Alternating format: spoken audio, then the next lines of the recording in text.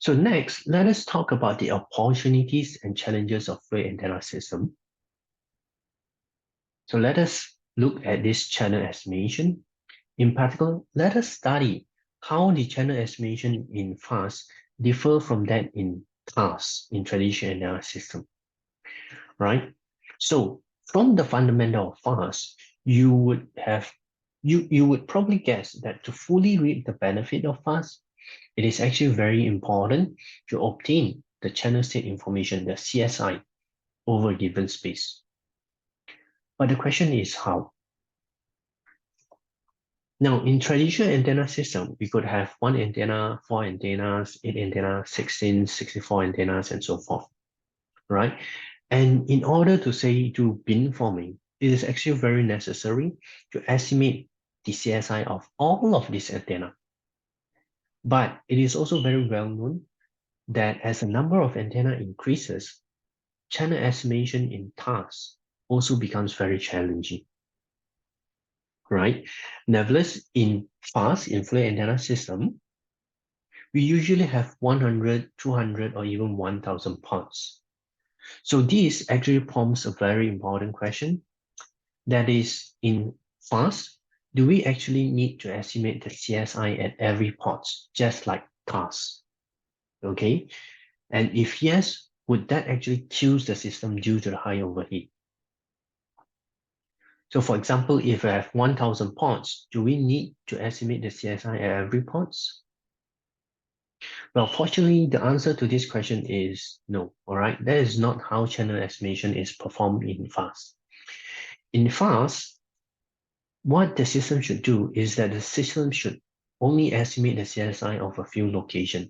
So for example, if there are 1,000 ports, 1,000 preset locations, then the system should only estimate, say, 10 ports. Okay, and then after that, the system should exploit the spatial correlation between ports or the channel sparsity and other implicit structures. And then using that as a site information, the system can then efficiently reconstruct the channel within a given space.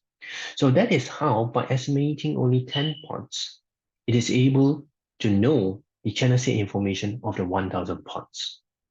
All right. Now, if this still remains a mystery to you, don't worry. You can also have a look at some of this paper here, where this paper actually used different approaches to reconstruct the channel within a given space. But my main message to you here is that this can be done. All right. So don't worry about that. Now we have learned how to estimate the CSI or how to perform channel estimation in FAS. In particular, we need to estimate the CSI of a few locations. Okay, so what this implicitly means is that FAS still introduce some overheat, right? Because we need to estimate the CSI of a few locations. So more than one location. So there's some sort of like excessive overhead. So with this excessive overhead, it prompts another very important question. That is, with this overhead, can FAS still outperform TAS? Right? And the answer, fortunately, is yes. So for instance, as shown in this figure here, we have considered FAS with perfect CSI. We have also considered TAS with perfect CSI. In addition, we have also considered FAS with imperfect CSI. And what this imperfect CSI means is that the FAS system actually has to estimate the channel and then reconstruct the channel.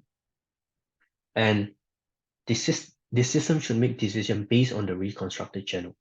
And so we call this the imperfect CSI. While for the perfect CSI, we assume that the system actually has this CSI automatically, right? So as you can see in this figure, FAS with imperfect CSI can still outperform traditional antenna system by a significant amount. Okay, with perfect CSI, TAS with perfect CSI. Nevertheless, this only applies to slow fading channel only, okay? This only applies to slow fading channel. So you might ask, then what about fast fading channel then? Right? Does this mean that FAS cannot work in fast fading channel? All right. For fast fading channel, then we can always go back to Bruce Lee philosophy. that is to flow or crush like our water. In other words, what FAS can do in fast fading channel is that it can try to fix the position of the antennas, okay, or fix the ports. Then this will resemble a traditional antenna system. And therefore, we can actually use the existing techniques to make sure that the communication still works. So this is one of the simplest way. In other words, FAST will only bring benefits. You will always use a better or equal performance as compared to traditional antenna system. Okay, at least from a theoretical speaking point of view. Now, FAST can also be extended to the MIMO setup. All right, and in this case, we call it the MIMO-FAS. We refer it to as MIMO-FAS. So in MIMO-FAS, multiple ports can be activated. In other words, the positions of the multiple antennas can actually be reconfigured within a given space. So you might ask, what is the new opportunity being introduced here? Well, the new opportunity is that a MIMO-FAS can actually not only perform beamforming and power location, just like traditional antenna system, it can also jointly optimize the ports or the location of the multiple antennas. All right. Now, what is the challenge? The challenge is that we actually have more optimization parameters. As a result, the optimization problems can be more difficult to be solved. All right. But again, this is still a good news. Why? Because this actually means that additional degrees of freedom is actually being introduced to the system from a system level perspective, and this can improve the communication performance. So what are some other explicit benefit of MIMO-FAS? Well, one of the benefit is the diversity and multiplexing trade-off, the DMT. Okay, in particular, the DMT of MIMO-FAS is an outer bound to that of MIMO. So for example, as shown in this figure here, this is the DMT of MIMO-FAS. Sorry, the DMT of MIMO. Okay, it is a well-known DMT of MIMO. And if you employ a fluid antenna either at the transmitter or a receiver side, what will happen is that the DMT can actually be pushed upwards. All right. Now, if you employ a fluid antenna at both the transmitter and the receiver side, then a significant performance gain can actually be obtained, in particular for the diversity gain, right? Now, if you are very interested in, say, DMT, or if you like to optimize the high SNR, the performance of the MIMO-FAS in high SNR regime, you can also have a look at this paper here. All right. Now, another benefit of MIMO-FAS is that the capacity can actually increase as the number of antenna increases. All right, but this also applies to MIMO. Now, the key distinction is that the performance gap between MIMO-FAS and MIMO can actually increase as the number of antenna increases. Right, so M here is actually the number of antenna, and the gap between the performance gap between MIMO-FAS and MIMO can increase as the number of antenna increases. Furthermore, as the number of users increases, the gap can also increase, right? So if you'd like to know more about this result, you can also have a look at this paper here.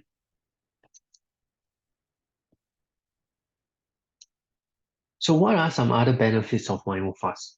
Well, another benefit of MIMO-FAS is that MIMO-FAS requires few active ports or antenna to achieve the same channel hardening effect as traditional antenna system.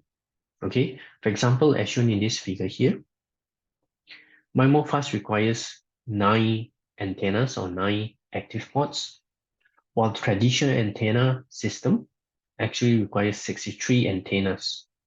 So that is 7 times more to achieve the same channel variation. Okay, so in other words, MIMO-FAS is also very useful for massive MIMO. Okay, in the context of massive MIMO. Another benefit of MIMO-FAS is that it can actually achieve full area gain while nulling the interference. So for example, as shown in this figure here, the interference direction and the desired direction can be very close to each other in some cases. Okay, in traditional antenna system, if you want to know the interference direction, you may actually need to sacrifice the array gain for the desired direction, right? But if MIMO-FAS is employed, then the ports can actually be reconfigured. In other words, the position of the antennas can actually be reconfigured. Then in that case, it can actually null the interference and still achieve full array gain. So this is the benefit of MIMO-FAS. Now, this result can be found in this paper here. However, it's worth noting that these results are originally reported or presented in this paper. So if you are interested in this, you can also have a look at these papers here. Now, next, let us look at the new opportunity that FAS can bring in multiple access or interference management. So to understand this, we actually have to imagine that we have two transmitters and two receivers, right? Where the receivers are equipped with fluid antennas. And as a side note, we can treat this as a multiple access problem if these transmitters, transmitter 1 and transmitter 2, are regarded as a single entity. And we can treat this as an interference problem if transmitter 1 and transmitter 2 are regarded as independent entities. Right? So from the fundamental of FAS, we know that when the users are equipped with a fluid antenna, it will then experience channel variation within a given space. Now, in this scenario, there are two transmitters, so each receiver can actually experience an independent channel variation from each transmitter. Right? So as a result, we have two signal envelopes here.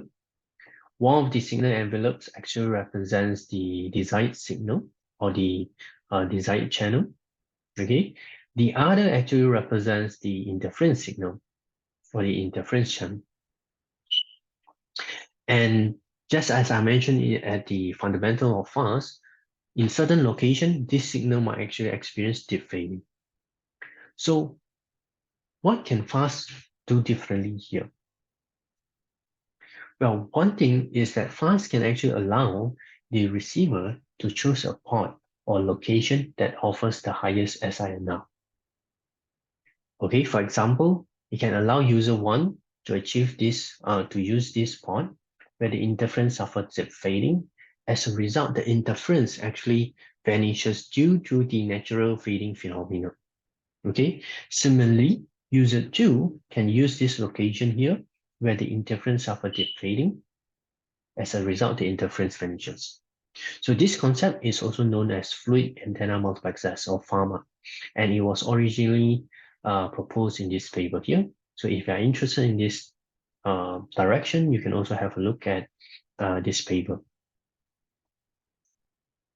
Now, what is the benefit of FAMA? The benefit of FAMA is that FAMA can achieve near to the performance of Han-Kobayashi strategy. So for example, as shown in this figure here, as the number of ports, so MR here is the number of ports, so as the number of ports increases, you can see that the maximum sum rate of FAMA actually approaches to that of Han-Kobayashi FAMA. All right, and if you were to compare this with traditional antenna system that treats interference as noise or that uses orthogonalization such as frequency reuse, you can see that FAMA actually provides a 5 times or 1.5 times gain respectively. So that is the benefit of FAMA. That is the superiority of FAMA. Now let us look at this massive communication, which is a usage scenario in 6G. So for this scenario, Professor Kidd has actually proposed a multiplexer scheme, also known as Compact Ultra Massive Antenna Array or COMA. Okay, and how this scheme works is a little bit different as compared to the previous one. It is a little bit more advanced. In particular, multiple ports can actually be activated here, okay, similar to MIMO-FAS, but the difference is that the number of antennas might, the number of RF change might actually be different, okay? So to limit the number of RF chain here, these signals from these multiple ports actually have to be superimposed. But the trick here is that the ports should be systematically activated, such that the desired signals are combined constructively, while the interference signals are combined arbitrarily. And due to the law of large number, hopefully this interference vanishes. So this is the concept of Kuma. Now, this scheme was initially proposed without precoding, but to further improve the performance, the line of sight precoding is also employed, is considered. Okay, so what is the benefit of Kuma? The benefit of Kuma is that number one, it only requires angle of departure information at the transmitter and local CSI at the receiver. So the AOD information is used to perform the line of sight precoding. And the local CSI, what this means is that the receiver only needs to know the channel between itself and the base station. It doesn't need to know the channel between the other users and the base station, right? So there's a local CSI here. Number two is that compared to more advanced multiple access schemes such as RSMA or NOMA and so on, no successive interference cancellation is actually required at the receiver. Okay. And lastly, the benefit is that the rate of line of sight precoding can be near to that of maximum ratio transmission or MRT. And this is true even in the non-line of sight dominant scenario. Okay, and here we compare it with maximum ratio transmission because you are considering massive communication where the number of users are very large, and we consider a massive MIMO case. Therefore, MRT can be interpreted as optimal in the sort of like asymptotic regime, right? So, to further illustrate this benefit, we have actually considered the non-line of sight dominant scenario, where k is equal to 0.5 and there are two finite scattering paths. In addition, we have considered massive MIMO and Kuma. Okay, now as seen in this figure here, you can observe that the rate of massive MIMO can actually scale proportionally with the number of users. And this is this line here, the circle line here. Okay, so the rate of massive MIMO can scale proportionally with the number of users with MRT precoding. Now, similarly, in Kuma, the rate can scale proportionally with the number of users with SVD precoding, where this SVD precoding can be interpreted as the corresponding MRT precoding, but of course, the MRT precoding applies to the massive MIMO context, while the SVD precoding applies to the Kuma context. Nevertheless, the limitations is that with line of sight coding, the rate of massive MIMO actually suffers significant degradation, as seen in this figure here, okay, in this dashed line. However, okay, the rate in Kuma with line of sight precoding can still scale proportionally with the number of users. So this is the benefit of Kuma, right? And so you might actually ask, well, why do we want to use line of sight precoding then? We can actually use MRT precoding. Well, the reason is because in massive communication, it is actually very challenging to acquire the full channel state information, right? The full channel state information, the full CSI, can actually change within a few milliseconds or less, right? Furthermore, there are so many users, so the current times for these users might actually be different. In contrast, line of sight precoding only requires the angle of departure information. So this information is more sustainable because it only changes within, say, it only changes after a few seconds. So this line of sight precoding can be, more relevant in the context of massive communication. That's why you want to use line of sight precoding.